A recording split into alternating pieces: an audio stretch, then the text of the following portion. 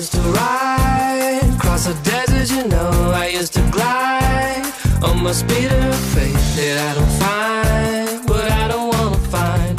Waiting for me around the corner. Oh, no, no. What's up, guys, and welcome to the channel. So we are headed back over to Georgia today. I forgot that we had something, and I think you guys will like it.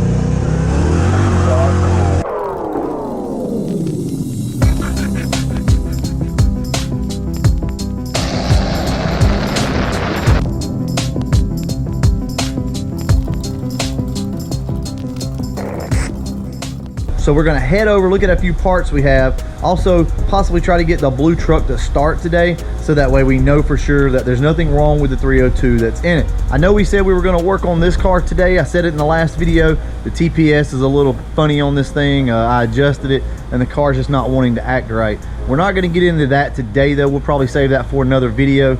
You guys are probably tired of seeing TPS adjustments and everything else anyway. Like I said, we're gonna head over to Georgia and we're gonna look at a few parts for the project car, guys. See you guys there.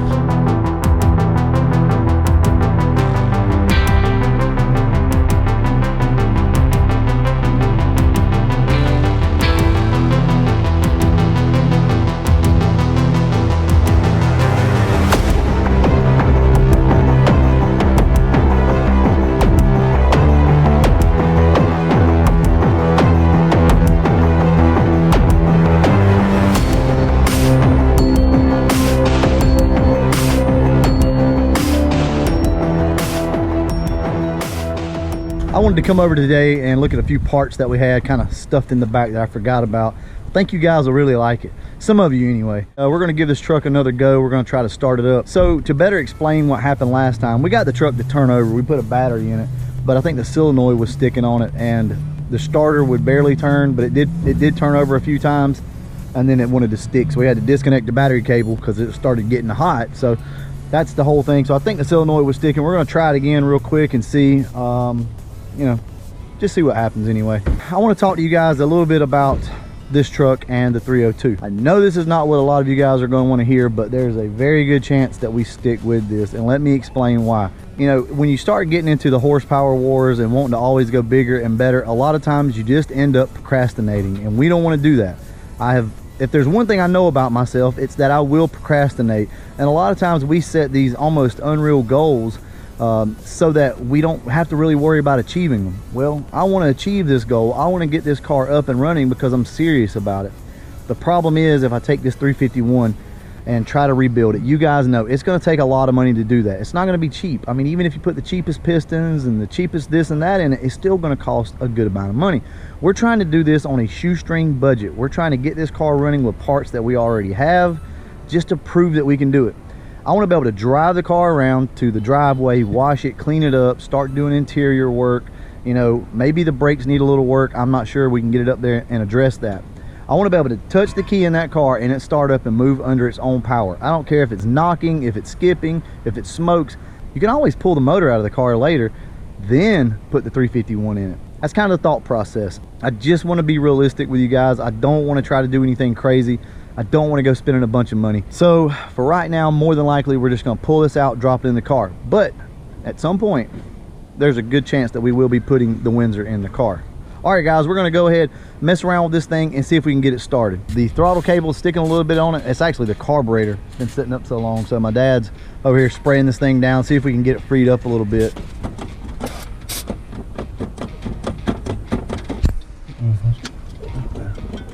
What we don't want is this thing to stick wide open or something crazy. I mean, we can always choke it down or something, but all right, so we have a key now. Last time we didn't have a key, so we were just kind of jumping the solenoid to see if we could get it to start, but we have a key now, so fingers crossed. I don't expect it to start, but we'll see what happens. But let's look at this engine again real quick. You know, overall it's all there. It's fairly clean, everything's in place, and no, we will not be using these brackets. I mean, I'll try to get the 302 brackets, the newer stuff, put on there, and we will be running, you know, AC at some point, you know, power steering and all that. Kids, don't do this at home. We gotta do what we gotta do though to get this thing to bust off. So he's pouring it into the bowls so that it fills the bowls of the carburetor up rather than down on top of the intake, and then it just floods the engine. When you do this, it's like the fuel pump just priming the bowls up. So we'll see.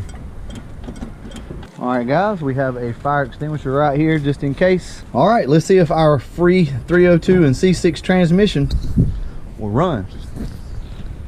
Wow, look at that. Look at that. It doesn't have any gas in the tank. That thing ran great. Had a little tap. I'm sure it's just a lifter or something like that. That thing run pretty smooth. It didn't even blow. Didn't really even blow anything out of the exhaust over here. And that was the first time that we started it. So there's no editing tricks here for you guys. That was legit. I'm impressed. That run really good. This is what gets us excited, doing stuff like this, you know, bringing something back to life. We're gonna breathe new life into this Foxbody with an old engine. Looks like my dad's gonna go ahead and try to put some gas in his gas tank to see if we can get this thing going. So if this thing will suck up some gas out of the tank and actually sit here and run, guys, we're gonna try it. Hey, we might even see if it'll move. See, we can't do this with the 351, guys. We can't go back there and touch the key on it and make it run. So I'm excited. This stuff gets me excited. I love it. All right guys, so we do have oil in it. I mean, it's black as smut, but we do have oil. We're gonna try it again, see if it'll suck up some of this gas from the tank here.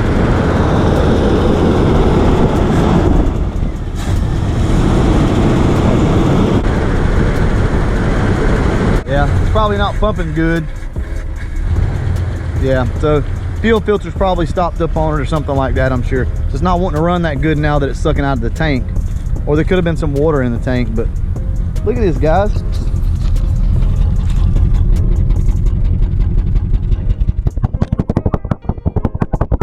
Now the test is to see if this thing will go in gear. It may choke down because it's obviously, now that it's sucking the gas up through the tank, it doesn't want to run very good. Yeah.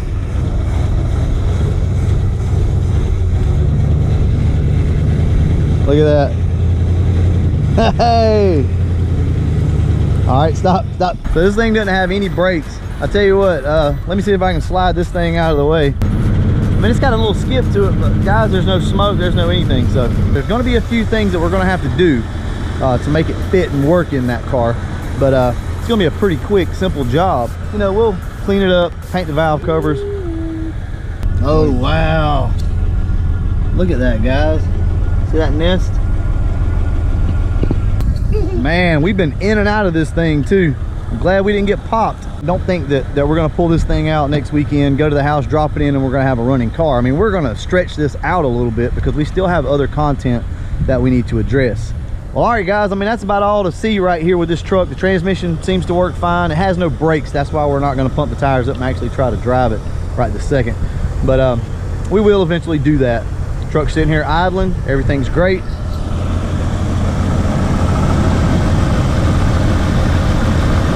Also, by the way, guys, I do want to mention the fact that my new work schedule is completely different than the way it's been. You know, I try to post videos on Monday and Friday. I don't know how that's going to work. You may not see a video you may only see one video a week. They may come in the middle of the week. I'm not sure. I hope you guys understand. So we are at our honey hole, I guess we'll call it. I want to show you a possibility for the project car. I think a lot of you guys will like this. What do you think about converting the car to a 4-eyed car?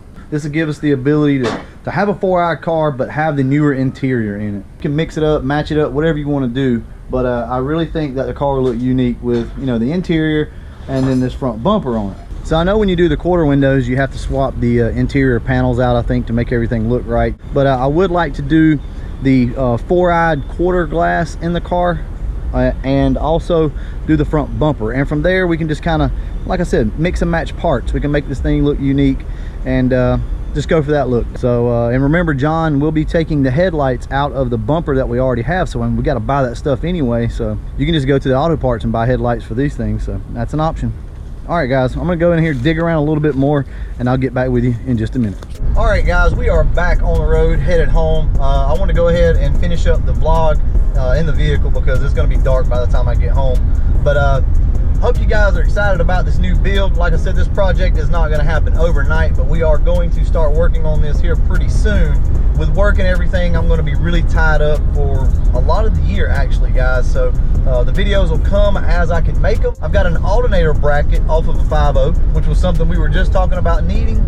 I actually have one of those. I found one in the shop, so we're good there. All right, guys, that's going to end the video. And as always, thanks for watching.